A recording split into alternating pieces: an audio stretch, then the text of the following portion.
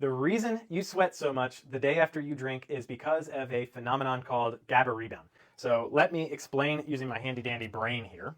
So obviously everyone knows alcohol is a depressant, and when you drink alcohol, this alcohol binds to specific receptors on your brain called GABA. And when it binds to these receptors, it makes you feel relaxed, carefree, and generally good.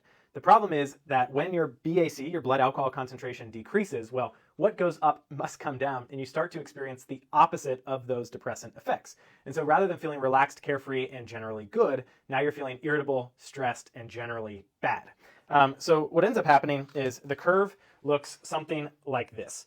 Basically, you drink your BAC up, and then as your BAC starts declining, and then finally, once it hits zero, you go into this state of rebound. And during that state of rebound, you may notice that your hands are clammy, that you feel sort of stressed, you feel sort of off kilter, and all of that is because of that rebound. And so sweating excessively is just sort of a natural experience of that rebound. So you're probably wondering, well, what the heck can I do about it? Because sweating the day after drinking is very uncomfortable, and I get it.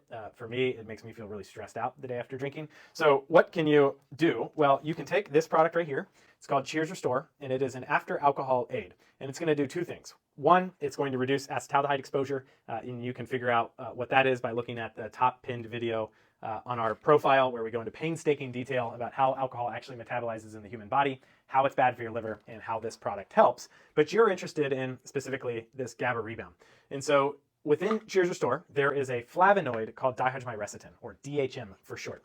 And DHM will actually bind to the same brain receptors that alcohol binds to, those GABA receptors. And by binding to those receptors after consuming alcohol, it will actually satiate the receptor. So what that means is that while you're undergoing GABA rebound, essentially that rebound is less unpleasant because those receptors are sort of calmed.